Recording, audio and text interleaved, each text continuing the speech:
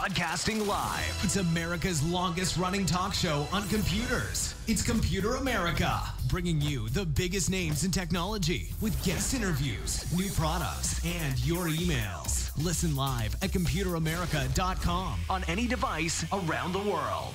Email the show at live@computeramerica.com or find us on social media. Be sure to check out our website for contests, giveaways, show notes, live video stream, podcasts, and more. You're listening to Computer America.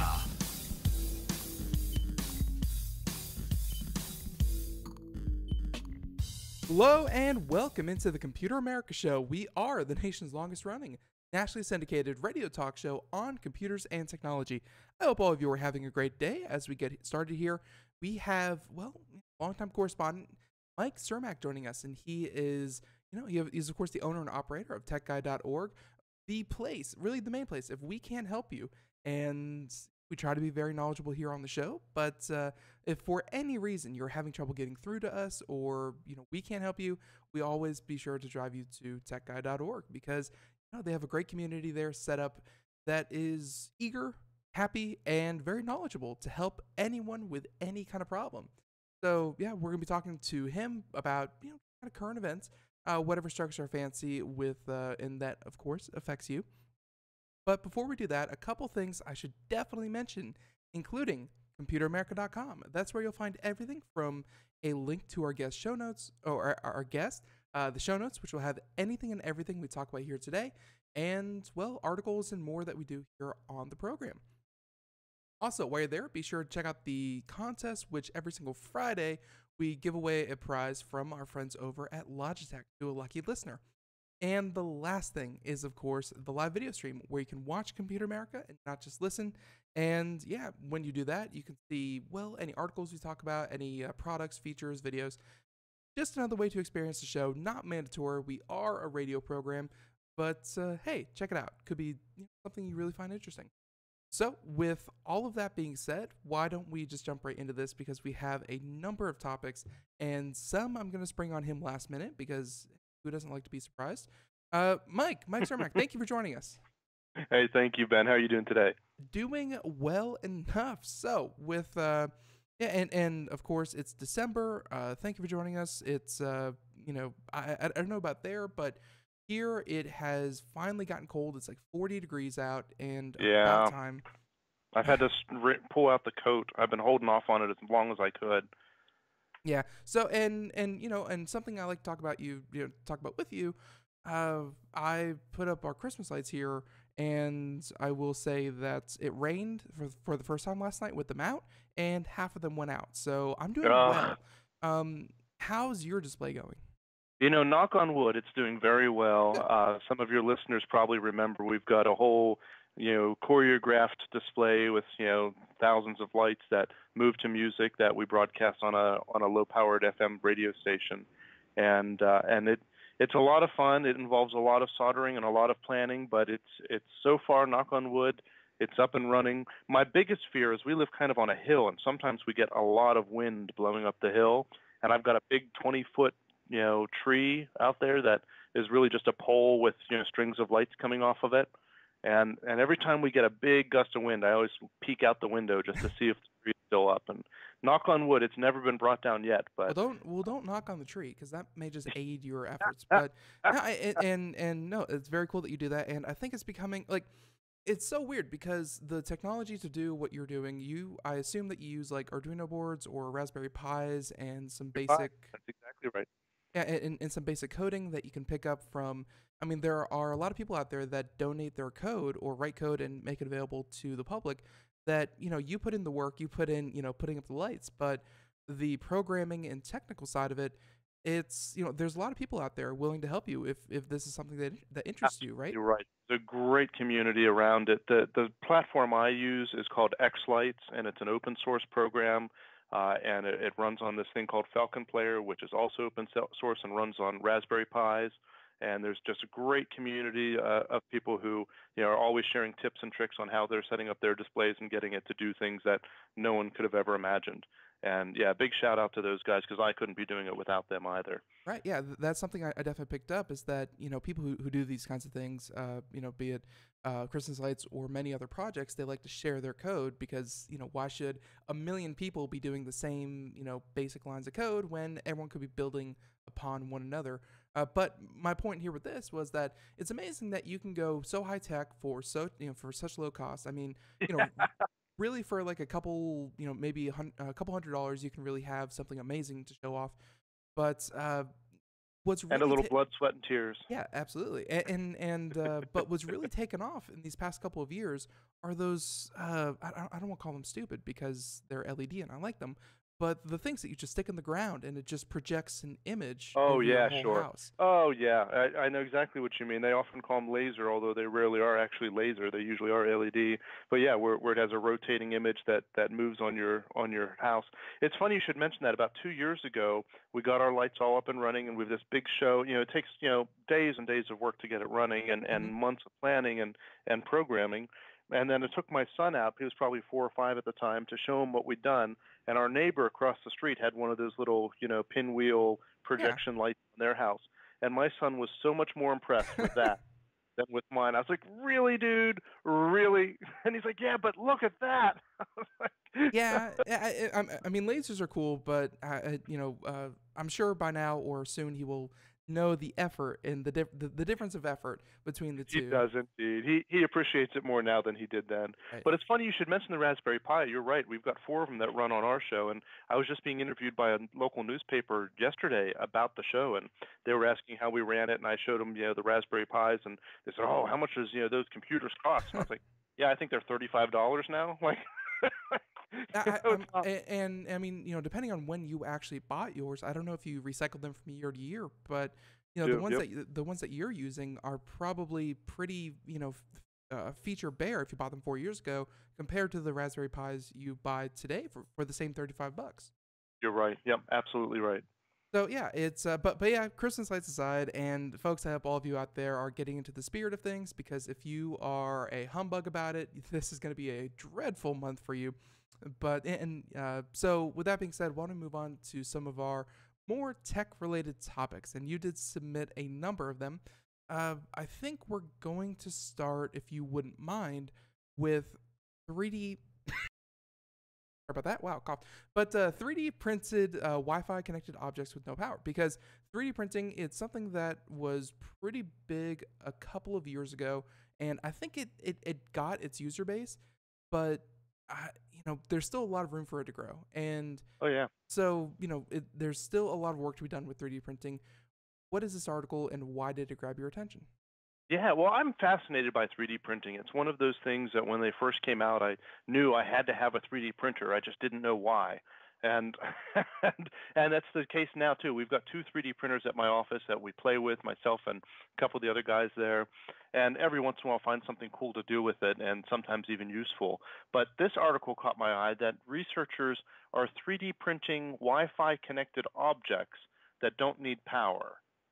So the idea is that you 3D print out of basically mostly plastic a device that can measure something, and they have a couple different options. They have a flow meter, and they have a scale, and they have a couple different things that can a wind. What would you call it? That measure the wind speed. Yeah. There's a couple of them, but they have no electronics, no battery, no anything really to them. But they can be picked up by Wi-Fi antennas and measured, which is fascinating on a number of levels. And that is interesting because I think Wi-Fi at this point, pretty safe to say that like a lot of houses, or at least those who listen to the show, Wi-Fi is pretty easy to come by. So Right. yeah, this seems pretty interesting. It fascinates me because it sounds like magic. Like, how can you create a sensor like this that measures whatever it's measuring and then transmit it back to Wi-Fi without the use of electronics or a battery or something? And basically, the way it works is that as those items move, whatever it is that you're using to measure, it pushes against a 3D an antenna that you 3D print, and that part does need to be made out of conductive material. So there has to be conductive filament for that small antenna part of it.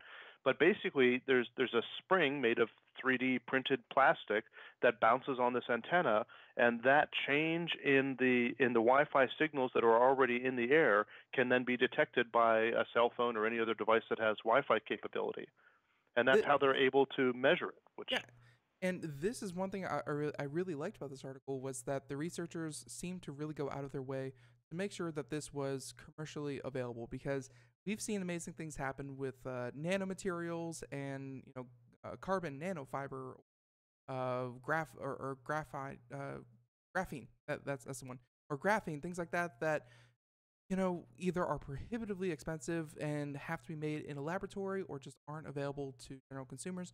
They've made all these with, as it says here in the article, with something that you could create at home. So I guess that was a big part of it, and right. yeah, did a good job of it. Yeah, it's really interesting. I mean, I don't know how functional it'll be long term if we're actually going to be able to see a lot of objects come available to be able to download that you'll be able to use for this. I mean, I wonder, specifically about things like how do you detect the difference between different objects and how far away can they be? And do they have to be a particular distance from the receiver and transmitter of the Wi-Fi signal? And there's so many variables in it, and I Well, haven't read through the entire formal I, I mean, I read the news article, but not the research article yet. right. And And I mean, this goes back way back in the beginning with Tesla and the idea that Tesla wanted to create, wireless power essentially, miles and miles away. This right, isn't the exact same thing, but it does open some possibilities. And Wi-Fi is one thing. I hope that they can get it with the new 5G that they're going to be rolling out here in a year or two. But in this article here from Gadget, one thing that they mentioned that I think could be very cool, because the application of this is going to be the most important part. And they say here that they 3D printed a little widget. It's like a little water wheel, if you will, hmm right, that measured the amount of detergent that you use, liquid detergent that you use. So essentially, you slap this thing on and you have something reading, tracking, and essentially it would tell you when you're low, when you're about to run out, and when you should reorder. Very simple, and I think a lot of people would find obvious uses for things like that. right. And then the next question is, that's really cool for techies and geeks and do-it-yourselfers. But at what point does that actually make sense to do it that way versus just using a little, $3 transmitter on there to do it a little bit more reliably? I mean, we were just talking about how cheap, Raspberry Pis and Arduinos and those sort of things are. I don't know. It's really going to depend. It's a cool idea because I would never think you could 3D print something that could be then measured through Wi-Fi. Yeah. I mean, but I'm skeptical as to how that if it could be really made commercial, at least in the short term. But I we'll see. yeah, I would There's just definitely so many variables in there. If you're measuring just some disturbance of Wi-Fi signal, it just seems to me, and I'm no expert at this, that there'd be just so many variables about what can interfere with that Wi-Fi signal. Like if I turn on my and microwave, are they going to think I'm using, uh, you know, a bunch of detergent? yeah, I don't know. it's and I'm sure this is all done in laboratory settings. I would be very much interested if they could get this to work with 4G, 5G cell phone connections, because I feel like this would be, Wi-Fi is great, but in a lot of third world countries and a lot of places where they're developing new and innovative gadgets like these that can be easily manufactured, distributed, blah blah blah. Sure. These kinds of things would be helpful in a situation that didn't have ready supply of Wi-Fi, which is a lot of countries out there where they do have cell service but no Wi-Fi. So I see what you mean. yeah. Uh-huh. So it's obviously proof of concept, and they've created a couple of different things. If any, and you know, I don't remember them doing this with Wi-Fi, but I do remember doing it with airwaves, and I don't think it would work. And for some reason, I'm thinking about the situation where uh, the you know they were able to hear a conversation through a glass window by measuring the Yes. vibrations, Right. and maybe something along the lines of that, where maybe these researchers maybe not be able to read, but they'd be able to measure, communications, measure any kind of activity by reading these very subtle patterns. Maybe that. Yep, you're right. I don't know. Pretty interesting, but again, links to this article and more in the show notes. And as with most of this research, I'm sure somewhere out there are the 3D plans for this. So if you wanted to make it yourself, totally in the realm of possibility. Yeah, that's pretty cool too, that you can start experimenting with this and see what you can do with it. Mm-hmm. So, Goes right along with the open source idea. I mean, that's just yeah, yeah. no, and that's actually and sorry for going on so many tangents, but that was one of the big pushbacks from the open source community about the taking down of uh, the Pirate Bay and other torrenting sites and file sharing sites.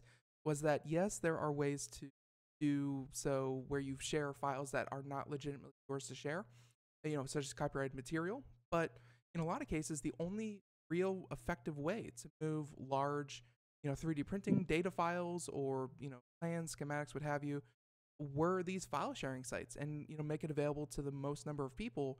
The Pirate Bay was one of the biggest repositories of, open source, free to use 3D printing plans. And yeah, they were very angry that had taken down by the government for other reasons. But yeah, Yeah. they were angry. Yeah, I mean, it's unfortunate when that happens. I mean, people abuse one platform for something when other people are using it for completely legitimate reasons. Yeah, it's just hard to imagine, the Pirate Bay with legitimate reasons, but it happened. But It there were happened. some. Yeah, it happened for sure. So Yep. okay, so 3D printing, all well and good. Hope to see more of that, and we most certainly. And I don't know about where you are, but I know that a lot of local libraries across the country have 3D printers. Yes, So they do here too as well. Yep. yeah, so if you're ever interested, check out your local library. Those do exist. It's not just about books anymore. It's They still have a purpose. They really yeah, do. Yeah, yeah. you're right. And there's even a lot of maker fairs and maker groups around. So even if you search, Meetup or just Google for makers or maker spaces, likely you'll find someone somewhere near you who enjoys this kind of thing and would love to share their hobby with you as well. User groups. That is exciting. But let's go ahead and move on to our next topic here. And Yeah. I'll let you choose because there are a number. So please. All right. Let me think about this for a minute. Well, we can talk about the Andromeda botnet a little bit. So, for those who don't know, Andronema, can't Said pronounce that it well. quite right. Yeah. Yeah, did I mention the lack of sleep recently? Anyhow, is a malware, a group of malware that has been out for a long time, since 2011 is when we first saw it, and it's used primarily to take over someone's computer, and it's been widely infected. Millions of computers have been infected by this malware or some variation of it, and it allows a remote person to use your computer for whatever they want. Oftentimes, they'll install software on there so they can monitor key presses and record credit card numbers and passwords and things like that. Oftentimes, they'll use the remote computer to be able to send out spam or send out other viruses, or to attack websites, do a denial of service or an infection attack on a website. Lots of good reasons that they could use it, just to hide their own identity, make it more difficult to track. They can send the commands through your computer. So that and it's been a very widely used one. The exciting part here is just here a couple of days ago, they were able to make an arrest for someone who's been involved in this and practically, for all intents and purposes, shut this down, which is a huge deal. Microsoft worked with Europol and the FBI, and they were able to trace this down and made an arrest in Belarus for it. This is yeah, and that's one reason why these large and I hate to use the word syndicate because I feel like it gives it more of a James Bond feel than reality feel, but that's one reason why these syndicates are so hard to take down in a lot of cases. Because you said Belarus, I've heard Romania is actually a very popular one. Parts of Russia for sure. I mean, they're being able to coordinate efforts with law enforcement, not just between in a particular country, but between uh, private organizations such as Microsoft and many countries. I believe here it said victims from more than 223 countries, and essentially, the reach is global, but the law enforcement has to be local. And this And that is, can be difficult. yeah, You in a lot of these countries, or especially depending on the particular city, law enforcement may not be able to care at all. They may have bigger fish to yeah. fry than worrying about someone sending out viruses on the internet. Or in some cases, I suspect that they're happy to, get cut in on the deal and look the other way. Very true. Well, not to sound more James Bondy, but yeah, hey, bribes. Why not? So let's see. This was you said that this was a functional botnet, came from active since at least 2011, so 7 years, 6 years. I'll be honest. This is the first time I'm hearing about this. When did they actually take this down again? Just a couple of days ago, I want to say, I would say about a week, I think. Hmm.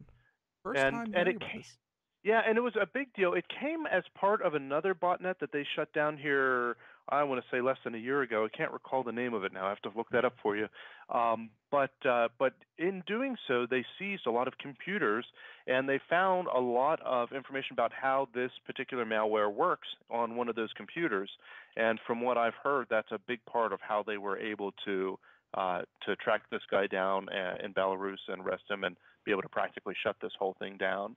It's super interesting that these large things that it says here, it took control of, let's see, an average over 1 million machines every month in the last 6 months. So obviously a lot of computers and machines, and they can track it back to one guy. Uh, do they know what he was doing with these, or was he just infecting them and Primarily selling them just to others? selling, yeah, just selling the access to those computers to other people to do whatever nefarious things they want to. Like I said, whether they're using it to send spam or attack other websites or whatever they want to do with them, they can, or just run a keylogger. And it was the Yeah. takedown of Avalanche, the Avalanche botnet, which was about a year ago.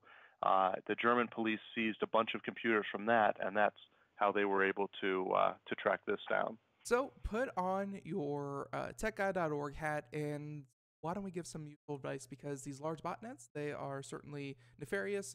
People love to be able to take control of systems.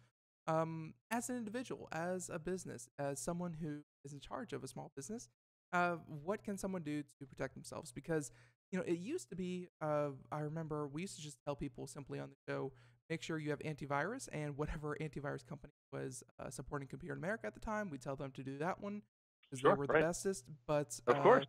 it's become more than that now. And so, what little tips would you have someone do?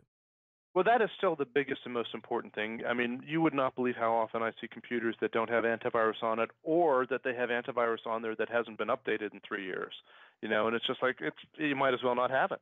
I mean, it's useless at that point. I You always you like the really idea that you say that computers don't have them updated for a couple of years. I like the idea that every 6 hours or so they would be prompted, would you like to update your your antivirus, and they hit no for every 6 hours for 3 years.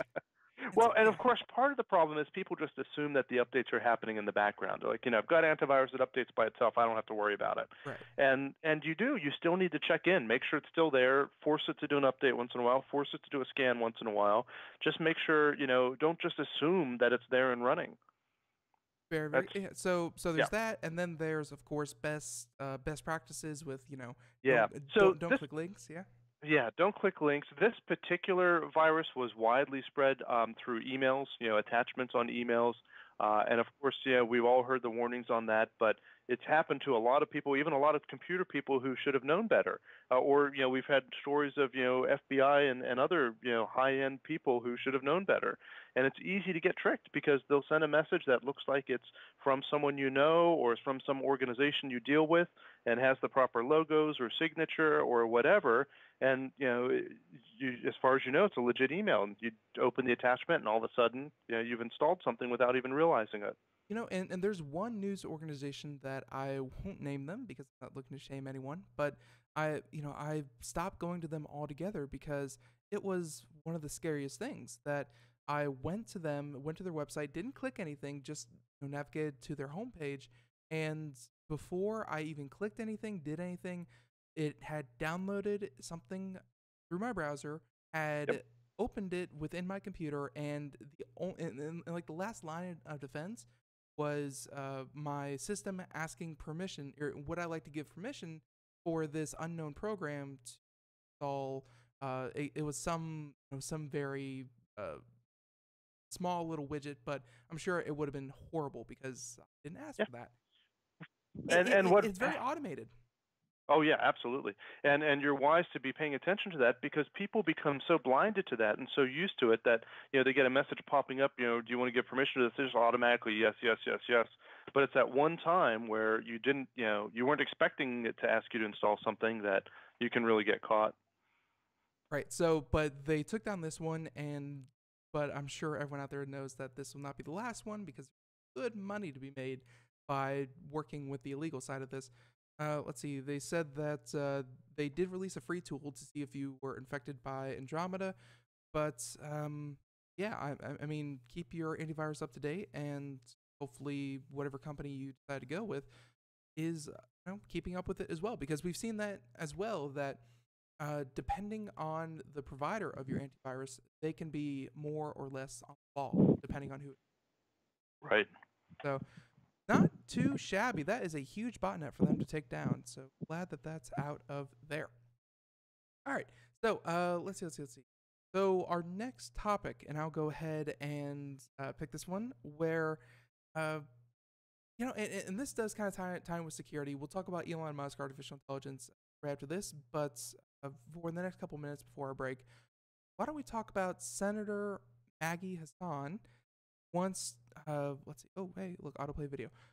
Once computer security needs more federal regulation, says U.S. Senator. This is interesting. So let's start with you. Why did this catch your eye? Because this is definitely important. It is. I mean, it's always scary when the government wants to have more and more control and have more and more regulation. So I know some people are a little worried about this, try and regulate internet devices and Internet of Things a little bit more than what they do already. And I think that'll just continue to grow. I mean, it's a kind of a controversial topic because do you want the government to make all of these rules and to regulate what you can and can't make and how secure different devices have to be? But on the other hand, can we trust all these companies to do it on their own without being required to do it? And I said this was interesting because we've seen law enforcement, government agencies, what have you,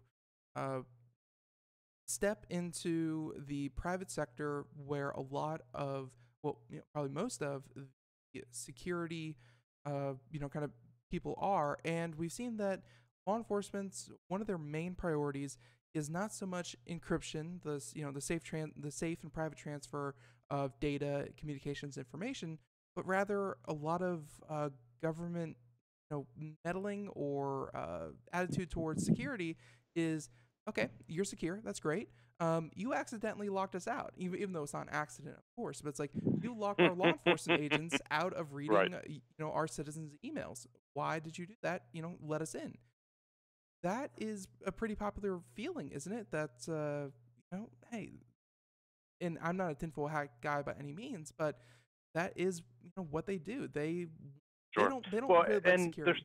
there's been stories of organizations requiring there to be some sort of backdoor so that they're able to go in and see for law enforcement purposes, even if no one else can. But the trouble, as Apple pointed out back when the FBI wanted into the cell phone of that one shooting suspect, Yeah, that back in if you 2014. make you make a back door and you can't really make sure that only law enforcement uses it and only for proper purposes.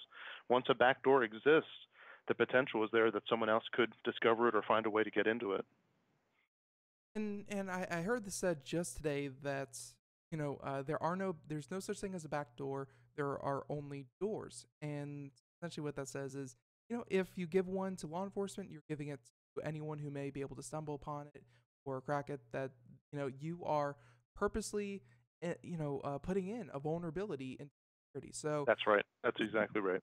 and I mean I think that the minute you tell the government can say, hey, here's how security work. We've had security people here on the show that have been in the game since the beginning.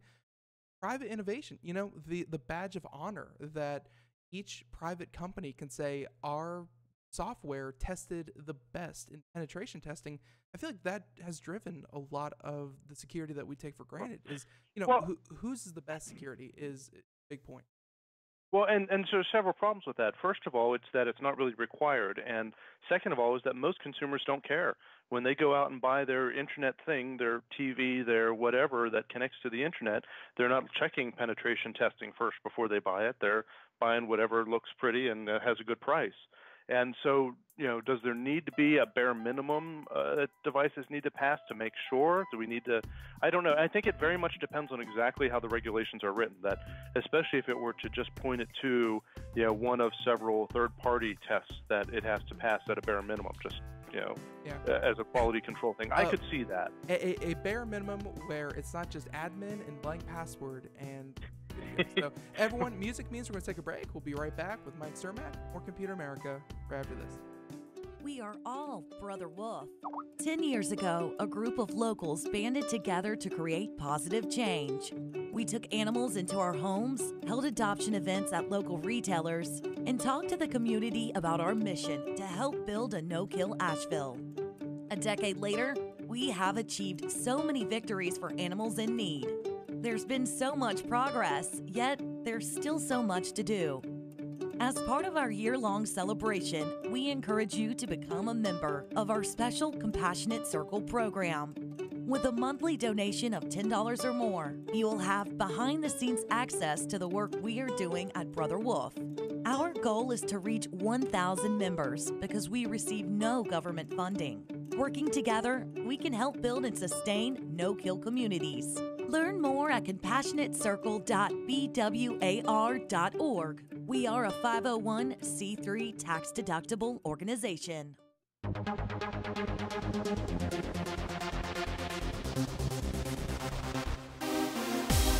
And welcome back to the Computer America Show. It is 31 minutes past the hour as we continue here.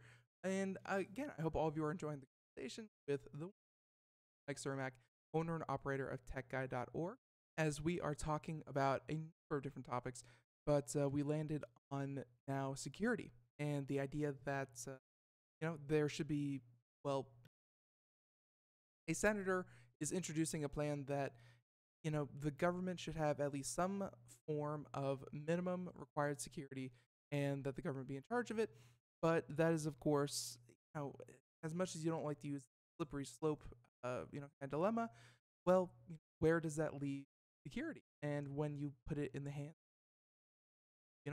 of your government. But yeah, if you miss any part of today's show, you can, of course, check us out, computeramerica.com, or wherever podcasts are heard. So be that iTunes, Google Play, iHeartRadio, wherever podcasts are heard, find Computer America. So once again, joining us is Mike Cermak, continuing on with us, and we are just wrapping up this idea that the Internet of Things needs government regulation. And I can't help but feel like, Mike, that a lot of this is in response to, well, what we were just talking about, the botnets.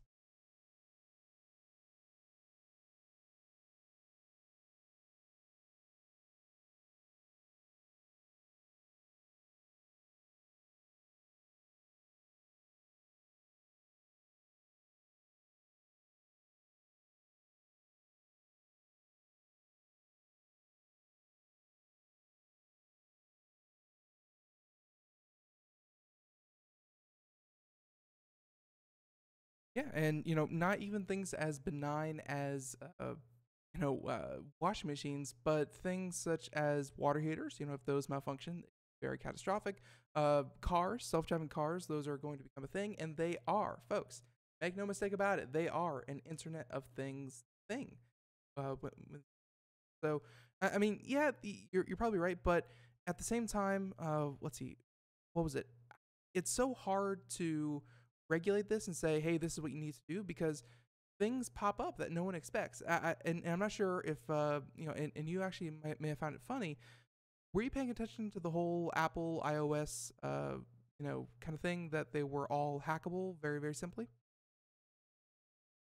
Yeah, so that was a couple of weeks ago, and it was very funny to a point if you're not an iOS user. But all Macs, but all Mac computers that were running anything Mac OS 10.2 or something like that and above, they're vulnerable where you put in your passwords, you're feeling all secure, all safe and snug. But then if you opened up a prompt to try to get into the system information and it asks you for your username and password, well, lo and behold, someone found it. And I'll tell you in a minute how it was found is actually pretty funny because it's kind of like techguide.org.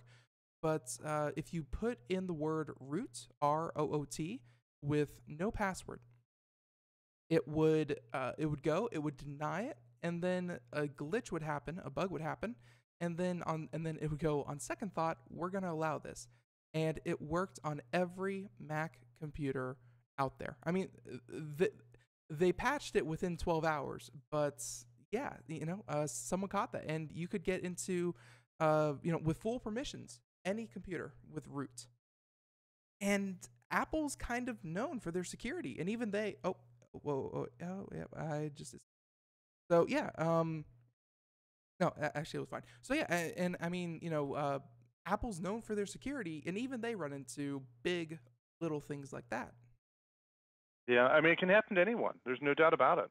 Yeah. So and just real quick, because I'm sure people have heard this before, but how they found it was it was actually the Apple help form, which is why I said it was kind of like techguide.org, because people do ask others for help. But yeah, it was on the Apple help forum, and a person about 15 posts down on this one where he was trying to enter his credentials, they weren't accepting it. He was asking Apple how does he get in, and a gentleman, meaning the best, went in and said, "Oh, hey, I found this workaround.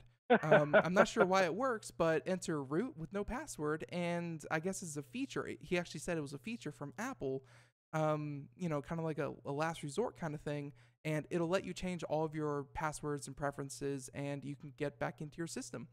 And like it kind of went under the radar until about 3 weeks later that someone read that and they were like, that's not right. And yeah, and then they patched it. But yeah, just some random user found it. That's crazy. I mean, and it's interesting that it would be found that way, and not someone maliciously using it, as far as we know. Yeah, it was just a user trying to help another user, and he thought it was a feature or something that Apple did on purpose. And turns out, no, it was one of the biggest security threats that macOS has seen in like a decade. But it's fixed now, and how it relates back to our original topic about governments and how they should be requiring security at some level. That's all well and good, but it's probably not going to happen, because if you look and scrutinize something long enough, you're going to find something wrong. I guess it's just, like you said, raising the bare minimum. Yep, that's right. And I think that's what they need to do. And the trouble is enforcing that, and then also coming up with what those standards will be. I like the idea of having a third-party organization, or better yet, several of them, because you don't want a monopoly, right, to be approved to be able to do those tests and just do some basic, like you said, not root blank, not admin, basic right, tests to make sure that they can't be compromised real easily. And then there'll still be competition among people to make it even more secure than the next guy. But at least we have that baseline security. And with 50 billion devices out there, I mean, with any device you get out there, if you're driving a car or whatever, the government does have baseline security it has to meet. So I don't think that's unreasonable. The controversy, I think, is just exactly how they're going to enforce it and what that's going to look like.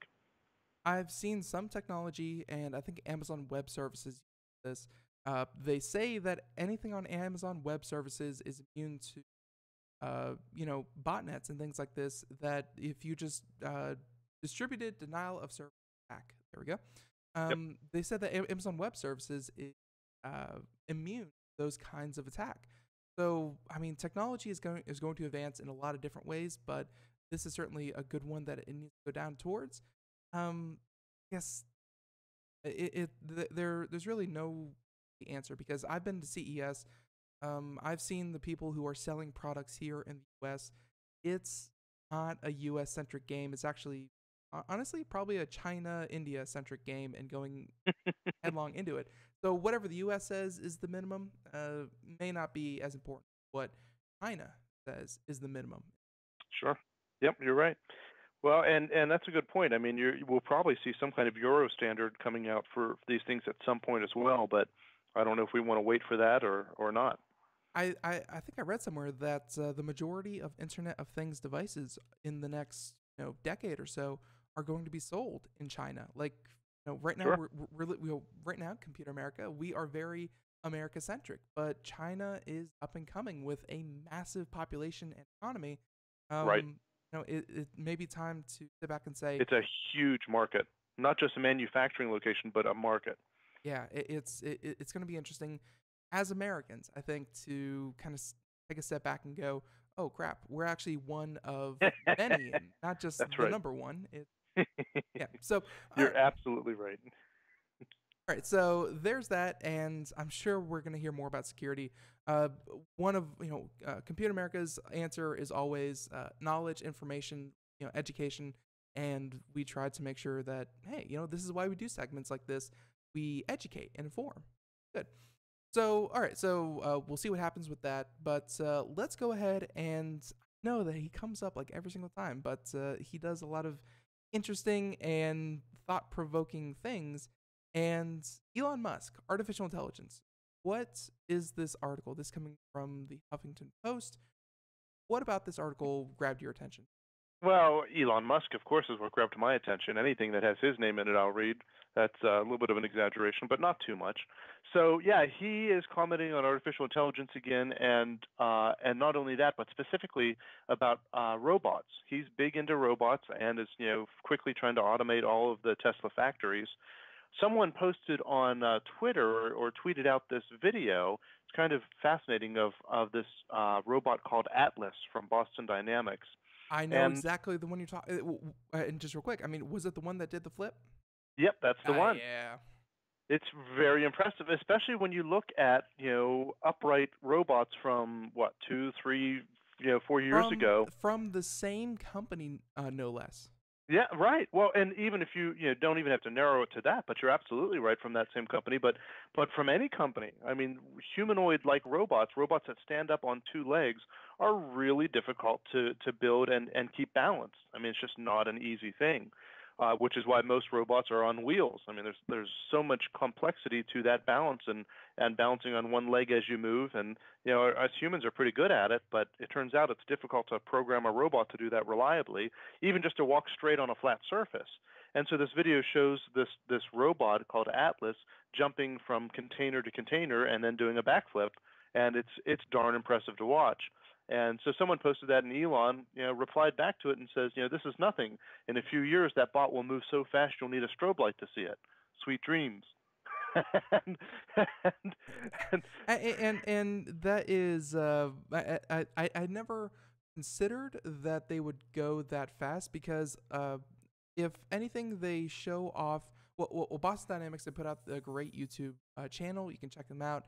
They have millions of hits. They're very easy to find. But I'd never considered, because like they're building these robots to work within a human society, because things like Amazon and their warehouses and things like that, I mean, they are customizing their warehouses to better match the capabilities of robots.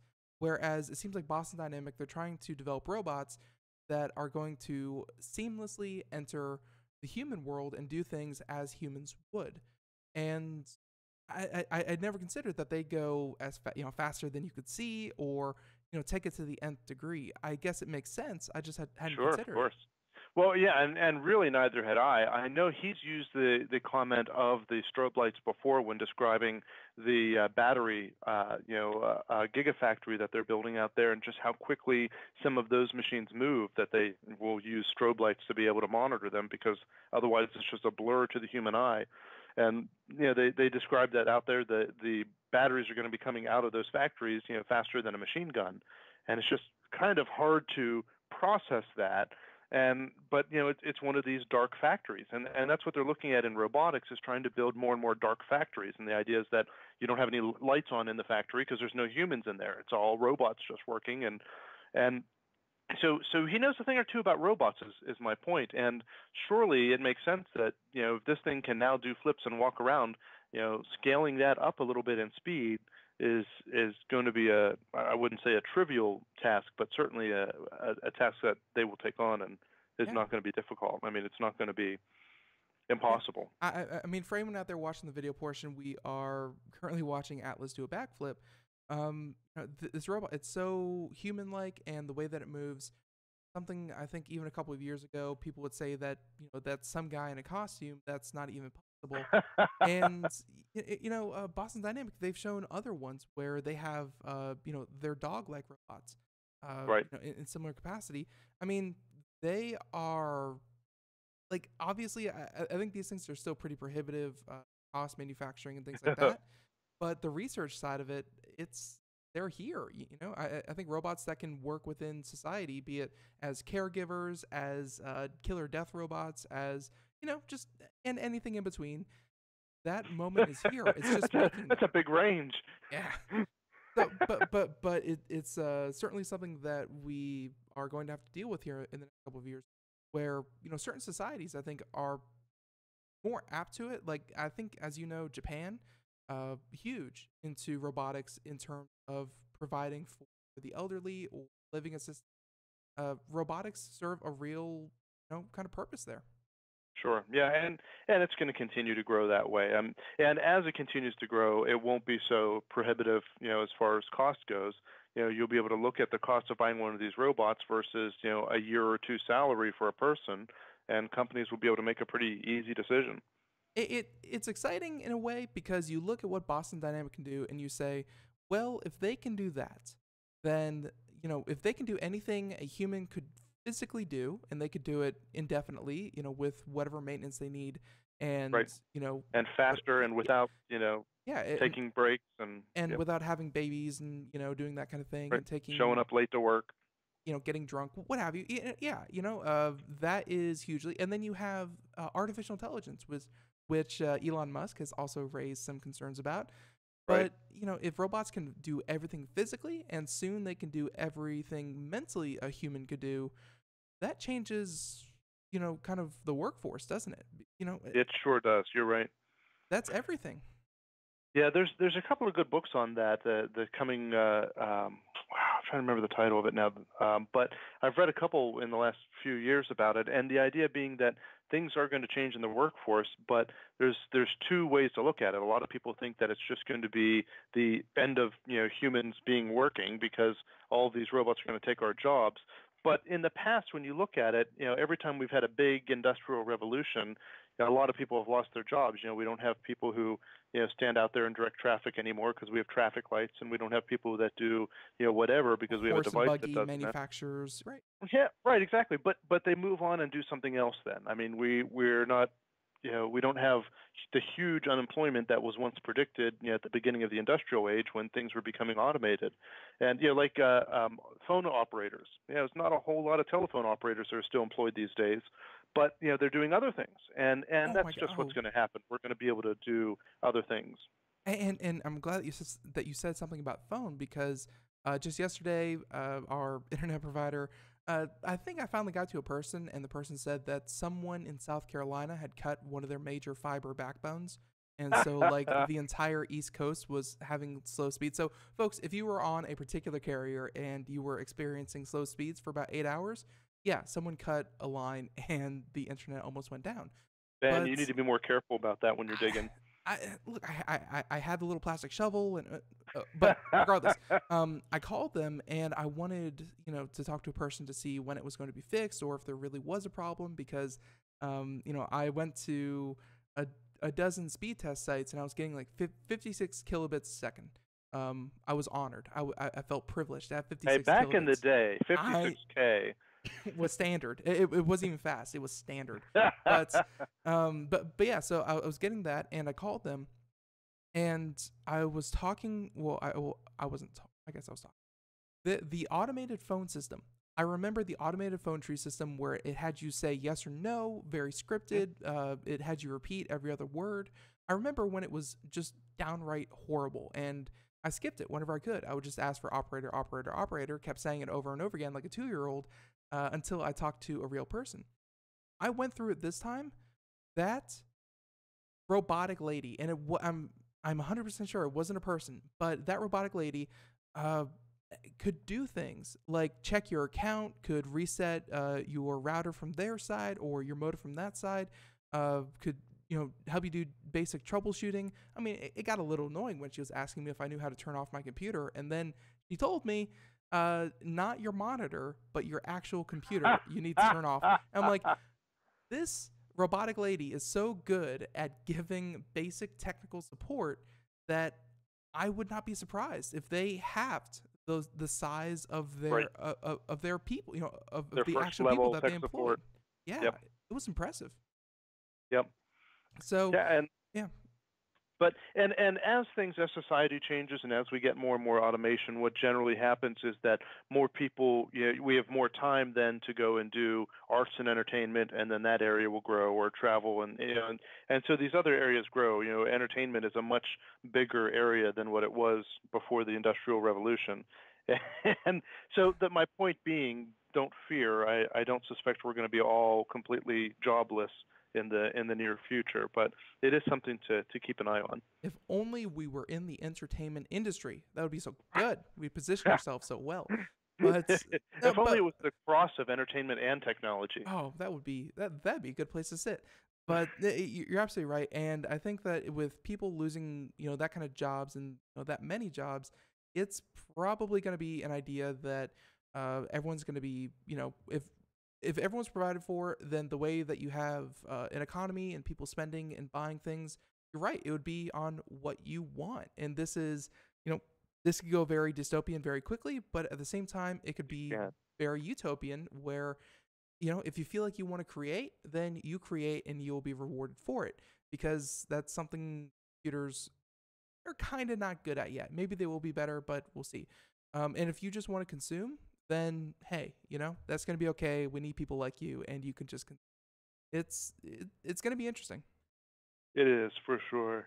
So Elon Musk, putting the fear of technology into us, while at the same time, I think the possible benefits of what he's talking about are going to be great.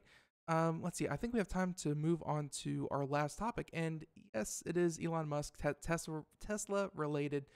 We only touched on this briefly because I think it was like the week before Thanksgiving or something like that. So we had a short week that week. We didn't get a real good chance to talk about it. But the Tesla Semi and the new Roadster. Yeah. I tried to spit numbers at people, Mike, that weren't named Mike Cermak, and they were like, "Well, who cares about under two seconds? Who like it bounced off their head like a paper ball."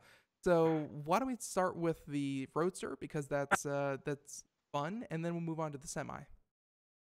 The Roadster is ridiculously fun. So the Tesla Roadster was the first car that Tesla ever built as a commercial venture and started selling, and it was all electric, and it's a two-seater based on the Lotus Elite's platform. And then, of course, they went on to build the Model S and the Model X and the Model 3, and they stopped building the Roadster some time ago. So they had this big announcement here just about 2 weeks ago about the Tesla Semi, which we'll talk about in a minute. And at that announcement, a big surprise, they turned the Semi around and unloaded out of the back of it a new Tesla Roadster, the 2020 model for the year 2020, and coming out here in about 3 years. And again, it's not a two-seater now; it's a four-seater. Although they point out the back seat, like many sports cars, is not particularly roomy, but technically is 4 seats. And it goes 0 to 60, as you mentioned, in less than 2 seconds, 1.9 seconds, which is darn fast, and is going to be available with a 200 kilowatt-hour battery, giving it 621 miles of range at highway speeds, which is just a little bit crazy. Yeah. And it's insane. I mean, it's a really fast car. And what's fascinating with this is if you compare it to other supercars, other cars that can go stupid fast, it compares quite favorably, even at the expected price of, what was it, 200,000? Yeah, I think they were comparing it to, I don't want to say it was Ferrari. It was, oh man, it was one of the $200,000 cars, and yeah, it just barely edged out in acceleration. Like I think, let's see, it took top speed, took acceleration, but I think they said that like maintaining that's still going to be other race cars, but the Roadster was very, hot on its heels. Yeah, it is. It'll get up to speed fast, and yeah, it's going to be a sweet car. At 200 grand, I'm afraid I'm going to have to just look at it from a distance, but it's going to be a sweet What car. was that the oh yeah, I see over here. Base price 200,000 with yeah, Founder Series price 250. So and also there's probably add-ons and things like that as Tesla Of usually does. course. Yep. So wow, that's expensive. Well, it is. It is. And Elon made a tweet not long after the announcement pointing out that these are the minimum specs. So there's going to be a higher one available. Well, Could you it know, possibly be faster than 1.9? if I you mean, come on. pay another $13.2 million, they'll actually borrow one of their Falcon 1 jets from SpaceX and just strap it onto the roof of Problem your solved. Roadster. Right. And then I'm not sure that counts as completely electric then. I'm thinking the fuel that goes into one of those may be a little bit more expensive. maybe, but I mean, if you're going to pay, but you're right. I mean, this thing base specs and it's let's see. Elon Musk is doing just what Elon Musk did when he came out with the first Roadster, and that's getting people excited for electric cars because That's exactly it right. sure as heck wasn't the Prius. Yeah, you're right. And I owned a Prius, but I joke about it because I never had anyone stop and ask me about the Prius in a parking lot, ever. But with the Tesla, they tend to do that. But you're right. It's the Roadster when it came out. It was a sexy car. You know, electric cars are not supposed to look good. They're not supposed to go fast. They're not supposed to go far. And he just broke that mold and said, well, why not? Why can't we build an electric car that can do all that? And you're right. To continue to push the boundaries is pretty exciting. Right. So but 2020. So let's see. Actual production may start sometime in 2021. But these at these specs, I don't think anyone's going to say that electric doesn't have its place. And you know, before we move on to the semi real quick, the other part of this that I think we're glossing over is the fact of that 620-mile range. That's huge. That beats most traditional gas cars on a full tank. And 621 miles at highway speed. I'd say that beats almost any gas car. I couldn't name a gas car that could go 621 miles on the highway without stopping for fuel. There probably exists one somewhere, but I couldn't name it. Right, and it's so it's super fast, super efficient, and four-seater. What's wrong with that? This was just I didn't see it coming, and when he announced the specs, I think he really did what he set out to do, which was just make people sit up and say, "Oh, check that out! You can have surprises in this day and age." Yep, that's right. Yeah, it's a very sexy car, and it's awesome. It was no surprise that they were going to do it. We knew for a long time they were going to do it, but we didn't expect it at the Tesla Semi event. So Right. it's and this soon, coming up in just 3 years, supposedly. In Tesla time, who knows what that'll turn out to be? But Oh, they set them and then they blow them, but their customers and people who are excited about Tesla, they really don't care. So, that's but right. but these last minute or two, why don't we just briefly talk about the Semi because this is something that I think could change. Could actually have a real impact much sooner, and it's the idea that you electrify semis. It's a huge industry.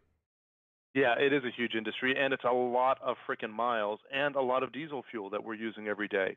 So it's a semi-truck, like a genuine big semi-truck that can pull 80,000 pounds, which is the most you're allowed to pull on U.S. highways. And it goes 0 to 60 not in 1.9 seconds, but in 20 seconds. But that's 0 to 60 in 20 seconds while pulling 80,000 pounds, which is pretty incredible because if you've ever seen a semi-truck go from 0 to anything, it takes forever. And the big deal I was talking to a guy who used to drive trucks, it'll go up a 5% grade at 65 miles an hour, pulling 80,000 pounds, which is highly unusual. It's difficult for trucks to go up a grade like that at speed. Coming into town here, where we live, they have a 7% grade, and I don't feel comfortable going more than like 55. So I don't know like how comfortable a truck driver would feel going 65 and a 5% grade, but now that they can have this, and if you're ever on a highway going up a hill behind a truck, they can't go quite as fast as what they'd like to. Oh so. they're always off to the always off to the left. But and also, I mean, he's also shown off self-driving car technology, which is going to be a huge part in semis. Mike, the music means we are just flat out of time. A lot of topics, folks. If you want to read over anything we've done here today, check it out, Computer America, right there in the show notes, as well as a link to techeye.org. for any and all of your computer problems. Mike, thank you so much. And yeah, again, thanks for coming on. Thank you. Have a good one. All right, and have a great holiday. Next time we catch you, probably either later in January, because we will be out at CES, so, might not be able to fit that in. But yeah, we'll definitely catch you again. So, Mike, have a great one. Bye-bye. You too. See ya. All right, everyone else out there, stay tuned for more Computer America for the rest of the week from 4 p.m. to 5 p.m. Eastern, Monday through Friday. And be sure to catch us tomorrow on the show as we talk to InfoGIX. And we are going to be talking about data integrity. I know, super exciting. Calm down, folks. Calm down. But essentially, the Internet of Things and how do you get all that data into one usable system. So that's them. And folks, we'll be back tomorrow. More Computer America. Stay tuned. Bye-bye.